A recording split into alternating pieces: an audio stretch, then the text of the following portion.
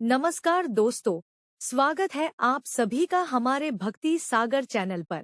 जगत के पालनहार भगवान विष्णु ने जन कल्याण के लिए अपने शरीर से पुरुषोत्तम मास की एकादशियों सहित कुल 26 एकादशियों को उत्पन्न किया। गीता में भी परमेश्वर श्री कृष्ण समस्त एकादशियों को अपने ही समान बलशाली बताया है। एकादशी व्रत नाम के अनुसार ही हर महीने में एकादशी तिथि यानी 11वें दिन मनाया जाता है। इसलिए हर महीने में 2 एकादशी आती हैं जो शुक्ल पक्ष की और कृष्ण पक्ष की एकादशी कहलाती हैं। इस तरह साल में कुल 24 एकादशी होती हैं, लेकिन जब भी मलमास लगता है तो 2 एकादशी बढ़ जाती हैं जिसे पुरुषोत्तम मास की एकादशी कहते हैं। ऐसे में मलमास जिस वर्ष लगता है उस साल एकादशी की संख्या 26 हो जाती है। हर मास के कृष्ण और शुक्ल पक्ष में एकादशी का अपना अपना महत्व होता है। ऐसे ही फाल्गुन मास के शुक्ल पक्ष की एकादशी को आमल की एकादशी कहा जाता है। इसके अलावा इसे आंवला एकादशी और रंगभरी एकादशी भी कहा जाता है। आमल की एकादशी का महत्व अक्षय नवमी के समान है।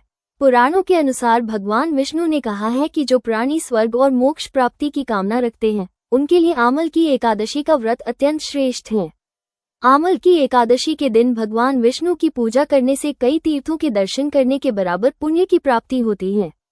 इस दिन भगवान विष्णु और माता लक्ष्मी के साथ भगवान शिव और मां पार्वती की पूजा का विशेष महत्व है। मान्यताओं के अनुसार इस दिन भगवान शिव और माता पार्वती विवाह के बाद पहली बार काशी यानी वाराणसी आए थे और उन्होंने माता पार्वती के गुलाल अर्पित किया था, जिसकी वजह से इस तिथि को रंगभरी एकादशी के नाम से जाना जाता है। इस दिन विष्णु जी की पूजा करने से मोक्ष की प्राप्ति होती है। इसके अलावा इस दिन आंवला की पूजा करना शुभ माना जाता है।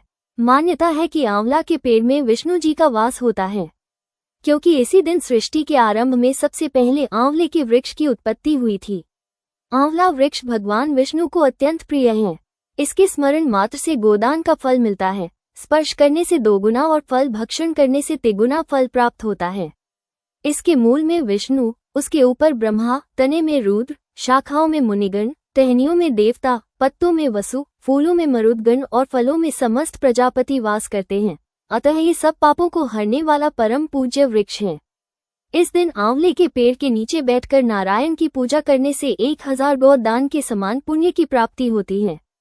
इसलिए इस दिन इनकी पूजा करने से जातकों को हर तरह के दुख दर्द और पापों से मुक्ति मिल जाती है।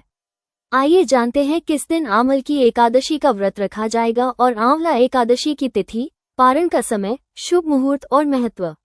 वैदिक पंचांग के अनुसार रंगभरी एकादशी यानी फाल्गुन मास शुक्ल पक्ष की एकादशी तिथि की शुरुआत 9 मार्च को सुबह 7:45 पर होगी।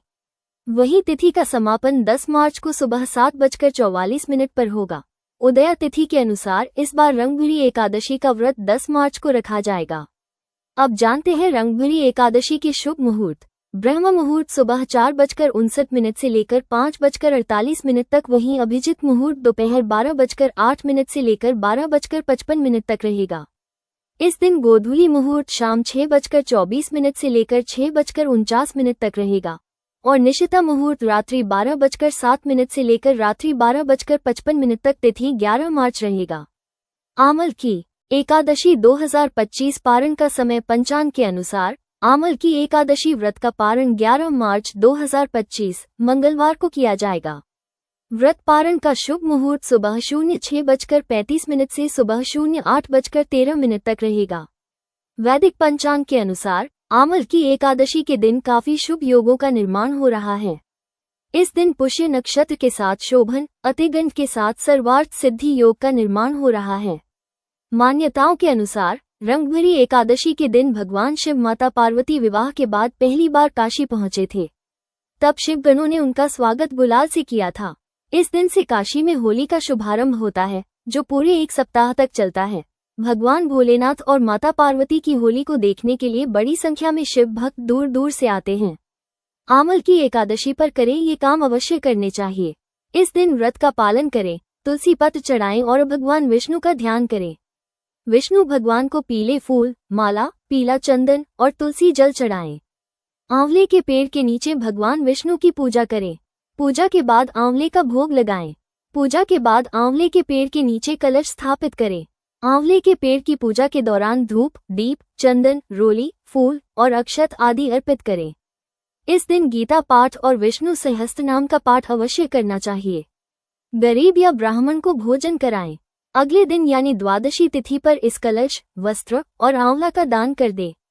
एकादशी व्रत के सामान्य नियम पुराण के अनुसार जो लोग श्रद्धा भाव से एकादशी का व्रत रखते हैं वो उत्तम लोक को जाते हैं और पुण्य प्रभाव से वो मुक्ति को भी प्राप्त हो जाते हैं। एकादशी के व्रत में दशमी तिथि से ही व्रती को नियम और संयम का पालन करना होता है और एकादशी के दिन व्रत रखने के बाद द्वादशी के दिन पारण करना होता है। एकादशी के दिन दान पुण्य करने का विशेष महत्व है। एकादशी व्रत में रात्रि जागरण करके भगवान का ध्यान भजन करने का विधान है। इस विधि से एकादशी का व्रत करने वाला व्यक्ति मुक्ति को प्राप्त होता है। अब जानते हैं आमल की एकादशी के दिन क्या ना करें। इस दिन लहसुन, प्याज, मसूर की दाल, गाजर, शलजम, गोभी, पालक, मांस, मदिरा आदि का सेवन न करें। एकादशी के दिन बाल न कटवाएं और नाखून न काटें। एकादशी के दिन चावल न खाएं। इस दिन गुस्सा न करें और मधुर वाणी बोले। दोस्तों, हमारे इस चैनल पर आपको सभी व्रत कथा कहानी, भजन और भक्तिपूर्ण कहानियां सुनने को मिलेगी। आप इस वीडियो को लाइक और शेयर करना ना भूलें और अगर इस चैनल पर नए हैं तो हमारे भक्ति सागर चैनल को सब्सक्राइब अवश्य करें। जय श्री राधे राधे।